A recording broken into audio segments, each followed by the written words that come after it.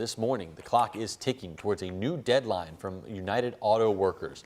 1 week after walkouts in Michigan, Ohio, and Missouri, the union is threatening to expand to more plants if negotiations don't progress later on today. WHAS11's Connor Steffen and photojournalist Elijah McKenzie take us to the local UAW rally where members say they're ready should they get that call. Who are we? Emboldened and determined, hundreds of local UAW members and supporters stand united. Standing for one thing of what we believe in. It's a show of solidarity for their fellow auto workers across the country, marking day 6 of an unprecedented strike of the big 3 automakers. This wheel gives people hope.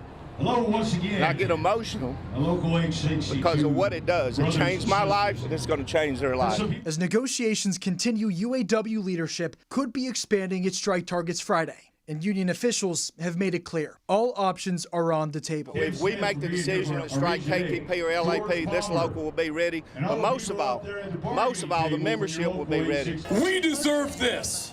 Once again, tag us in. I want the media to understand it's not just about what we're doing here, it's what we do every day in the plant. It's a sentiment that resonates with Louisville assembly plant worker CJ Mays. After 29 years with Ford, she says now more than ever, company executives have lost sight of the sacrifice their workers make. No, I don't think they know what we're going through.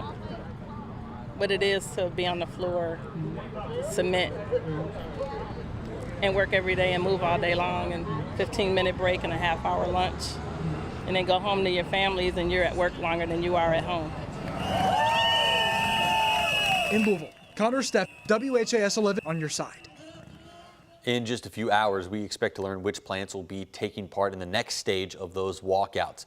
UAW President Shawn Fain is set to make that announcement at 10 o'clock. Automakers have already started laying off non-striking workers at other plants, calling it a ripple effect of these strikes. Just north of Indianapolis, Stellantis is projecting 300 layoffs at its plant in Kokomo, Indiana. GM and Ford are also doing the same at some of their facilities. The workers are asking for a 40% pay increase, a 4-day work week, and pensions to be returned to younger workers, among other things. Let's go ahead and take a closer look here. UAW president has said that the CEOs of these big 3 have raised their salaries over 40% over the last 4 years. So let's go ahead and break down exactly how much they make. Ford CEO James Farley made just under $21 million in 2022. That is a 19% increase from what it was in 2019. Now, he also received more than $15 million in stock awards. Also, for General Motors, CEO Mary Barra made even more than that. In 2022, she raked in $29 million. That is approximately 362 times more than a typical GM worker. Her salary has increased 34% since 2019. And finally, the Stellantis CEO, Carlos Tavares, made $24.8 million last year. That is 365 times greater than the average Stellantis employee. Right now, UAW workers are asking for a 36% raise in general pay over the next 4 years. And again, we will find out which plants will strike next coming up this morning around 10 o'clock. Look for alerts and updates as we get them on WHAS11.com and on our news app.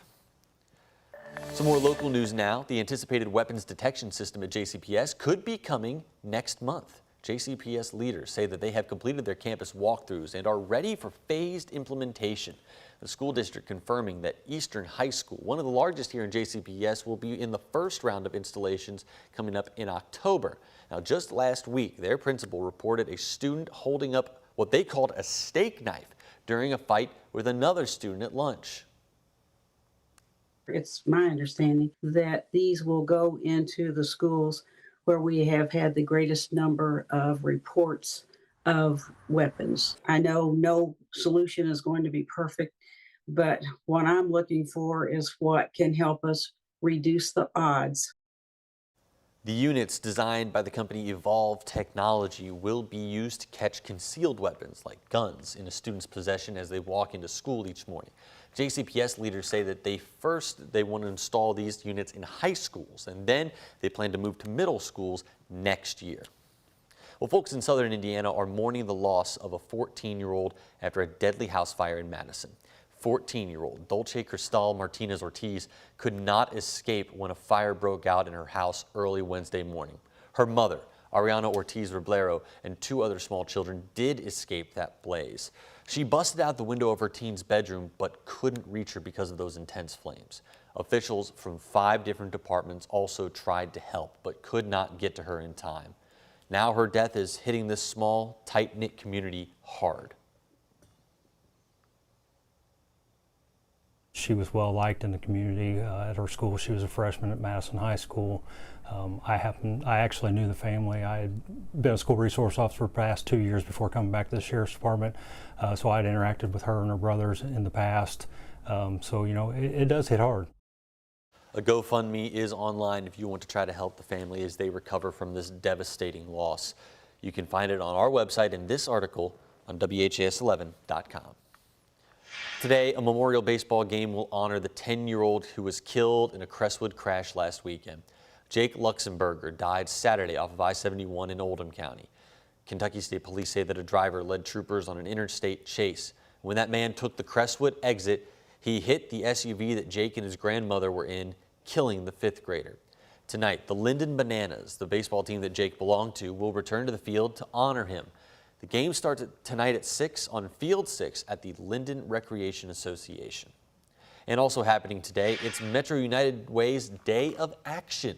It's the 6th year for this event. Volunteers across Kentuckiana will help at places like the American World Community Center and International Education Center in South Louisville, or at Project Beautify, which helps repair old neglected houses, and out at St. Bernadette's Diaper Bank, where families in our community can go to relieve the burden of needing diapers for their children.